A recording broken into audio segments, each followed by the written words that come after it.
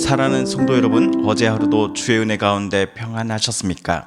2021년 10월 8일 금요일 아침 매일 성경 말씀 묵상 시간입니다. 다 같이 사도신경으로 신앙 고백하며 오늘 말씀 묵상 시간 함께 시작하겠습니다. 나는 전능하신 아버지 하나님 천지의 창조주를 믿습니다. 나는 그의 유일하신 아들 우리 주 예수 그리스도를 믿습니다. 그는 성령으로 잉태되어 동정녀 마리아에게서 나시고 본디오 빌라도에게 고난을 받아 십자가에 못 박혀 죽으시고 장사된 지 사흘 만에 죽은 자 가운데서 다시 살아나셨으며 하늘에 오르시어 전능하신 아버지 하나님 우편에 앉아 계시다가 거기로부터 살아있는 자와 죽은 자를 심판하러 오십니다. 나는 성령을 믿으며 거룩한 공교회와 성도의 교제와 죄를 용서받는 것과 몸의 부활과 영생을 믿습니다. 아멘. 오늘 우리가 함께 읽을 기록된 하나님 말씀은 출애굽기 제24장 1절에서 11절까지의 말씀입니다. 구약 118쪽경에 있는 출애굽기 제24장 1절에서 11절까지의 말씀입니다. 또 모세에게 이르시되 너는 아론과 나답과 아비후와 이스라엘 장로 70명과 함께 여호와께로 올라와 멀리서 경배하고 너 모세만 여호와께 가까이 나아오고 그들은 가까이 나아오지 말며 백성은 너와 함께 올라오지 말지니라.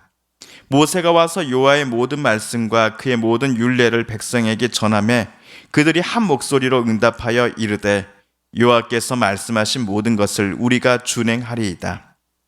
모세가 여호와의 모든 말씀을 기록하고 이른 아침에 일어나 산 아래에 제단을 쌓고 이스라엘 12지파대로 12기둥을 세우고 이스라엘 자손의 청년들을 보내어 여호와께 소로 번제와 화목제를 드리게 하고 모세가 피를 가지고 반은 여러 양푼에 담고 반은 제단에 뿌리고 언약서를 가져다가 백성에게 낭독하여 듣게 하니 그들이 이르되 여호와의 모든 말씀을 우리가 준행하리이다.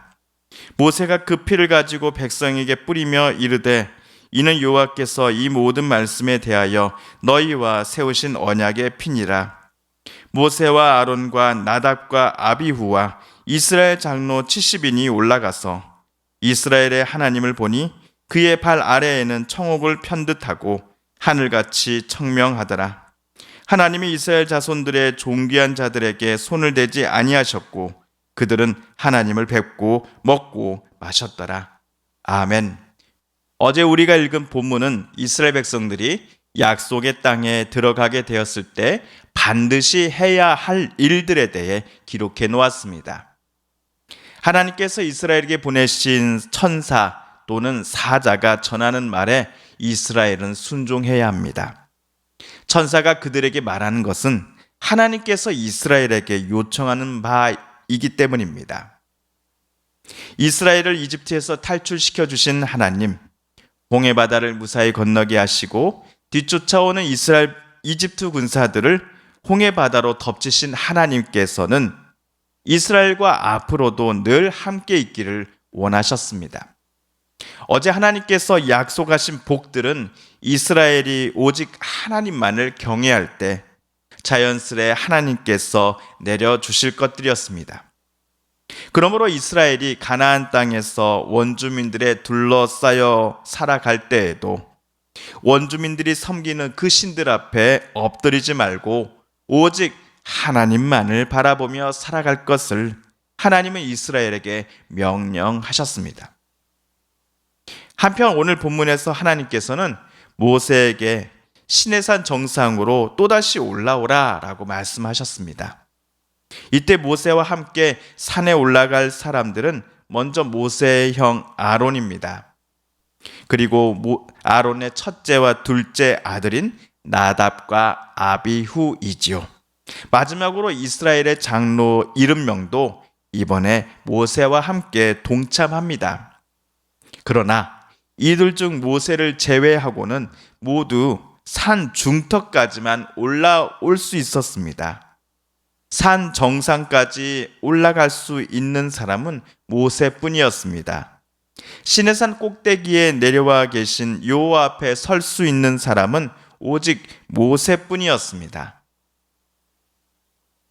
그런데 혹시 모세가 당시 모든 이스라엘 사람들 중에서 제일 의인이었기 때문에 하나님은 모세만을 산 정상으로 부르셨던 것일까요?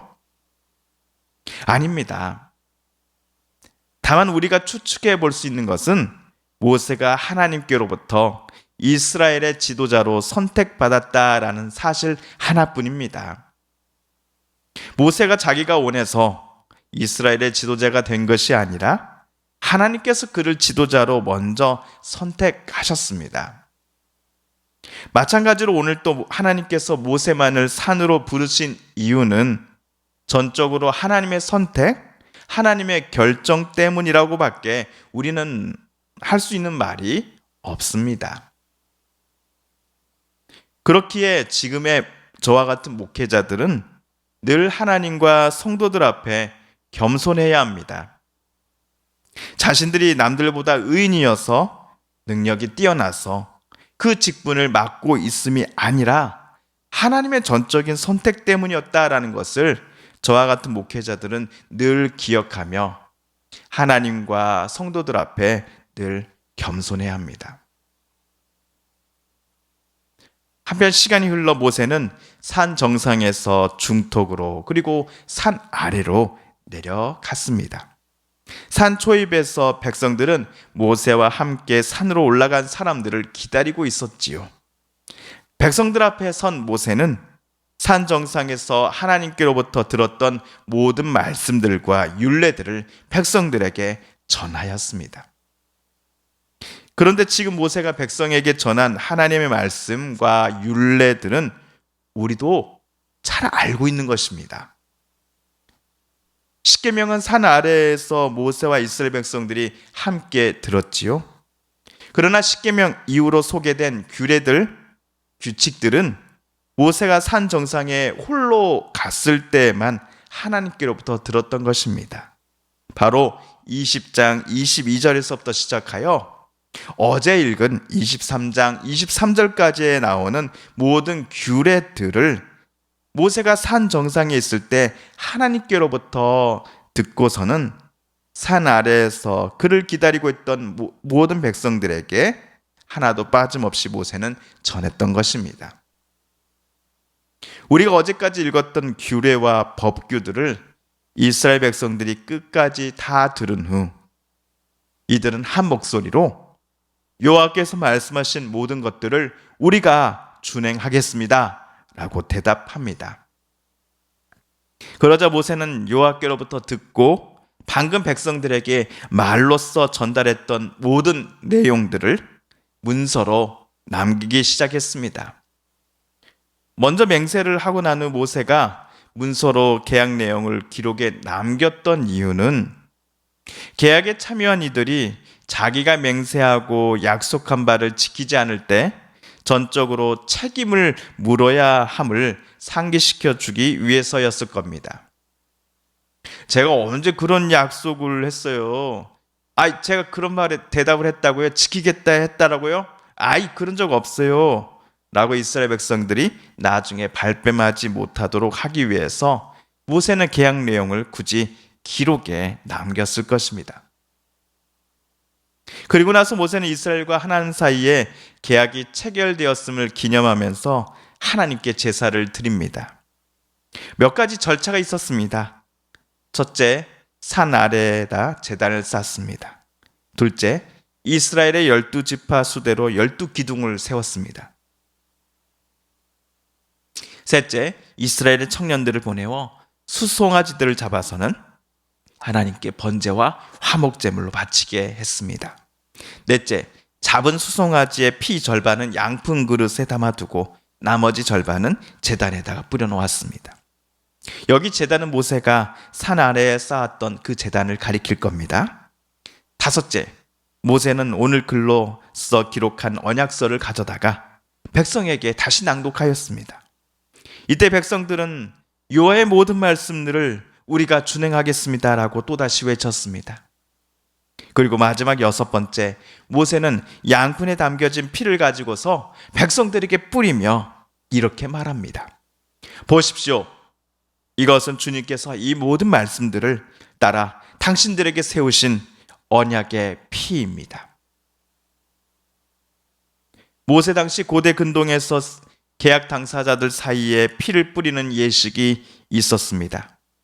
피를 누군가에게 뿌리는 행위는 계약 당사자 중 누군가가 계약을 먼저 파기하는 경우 이 피의 주인인 송아지처럼 죽임을 당할 것이다 라고 하는 무서운 경고를 담고 있습니다. 아마도 이런 의미를 담아서 모세는 백성들에게 그 송아지의 피를 뿌렸을 것입니다. 이 피를 뿌리는 예식이 모두 끝났을 때 하나님께서는 모세와 아론, 나답과 아비후 그리고 이스라엘 장로 70인을 모두 산 정상으로 올라오라고 지시하셨습니다. 24장 초반부에서는 모세를 제외한 나머지 사람들은 산 중턱까지만 올라갈 수 있었지요. 하지만 하나님과 이스라엘 사이의 계약식이 모두 끝났을 때 하나님은 이스라엘 백성들의 대표자 격인 이들을 하나님이 계시는 산 정상으로 올라오라고 지시하셨습니다. 우리 10절과 11절만 세 번역으로 제가 다시 한번 읽어보겠습니다. 거기에서 그들이 이스라엘의 하나님을 보니 그 발 아래에는 청옥을 깔아 놓은 것 같으며 그 말기가 하늘과 꼭 같았다. 주님께서는 이스라엘의 지도자들을 손으로 치지 않으셨으므로 그들이 하나님을 뵈며 먹고 마셨다. 하나님께서 그들을 치지 않으셨기에 죄 많은 사람들이 거룩하신 하나님 앞에 섰음에도 어떠한 불행한 일도 발생하지 않았습니다. 심지어 11절 끝 부분에서처럼 그들은 하나님을 뵈며 하나님 앞에서 먹고 마시기까지 하였습니다. 여기서 하나님을 그들이 배웠다 함이 하나님의 얼굴까지 그들이 고개를 들어서 볼 수 있었다 함을 가리키는 말은 아닐 것입니다. 아마도 그들은 거룩한 하나님의 임재 앞에서 두려워 떨면서 고개를 내내 들어 올리지 못했을 것이기 때문입니다. 그 상태에서 이들은 마치 청옥을 깔아놓은 것과 같은 하나님의 발등상 주변만을 바라볼 수 있었습니다. 그럼에도 우리가 주목해야 할 구절은요, 하나님과 이스라엘 사이의 계약 체결식이 모두 끝난 후 하나님 앞에서 이스라엘 대표자들이 먹고 마시는 잔치를 가졌다라는 기록입니다. 이 장면은 성경의 마지막 책인 요한계시록 19장 9절에 나오는 어린 양의 혼인잔치를 우리로 하여금 떠올리게 합니다. 천사가 내게 말하기를 기록하라. 어린 양의 혼인잔치에 청함을 받은 자들은 복이 있도다 하고 또 내게 말하되 이것은 하나님의 참되신 말씀이라 하기로. 이처럼 이스라엘은 이날 이후 하나님과 특별한 계약을 맺은 주인공이 되었습니다. 하나님께서 특별히 선택하신 하나님의 백성이 되었다는 점이 이스라엘에게는 크나큰 영광이요 자랑일 것입니다. 하지만 동시에 큰 의무도 그들은 갖고 있었습니다. 하나님과 계약을 맺은 이들은 하나님의 뜻대로 언약서, 계약서에서 나온 것처럼 살아야 한다라는 의무를 이스라엘은 갖고 있기 때문입니다. 그렇다면 과연 이들은 하나님과 맺은 그 계약서를 잘 준수하면서 앞으로 살아가게 되었을까요? 자세한 내용은 우리 천천히 출애굽기 말씀을 묵상하면서 발견해 보도록 하겠습니다. 사랑하는 성도 여러분, 오늘 말씀을 읽으실 때 하나님께서 저와 여러분에게 깨닫게 해주신 교훈과 말씀, 들려주신 음성을 기억하시며 이 시간 우리 함께 기도하기를 원합니다. 우리 성도님들과 가족들 중에 하나님의 고쳐주심과 일으켜 세워주심을 놓고 간절히 기도하는 분들이 계십니다. 이 시간 우리도 한 마음과 한 뜻으로 함께 기도하겠습니다.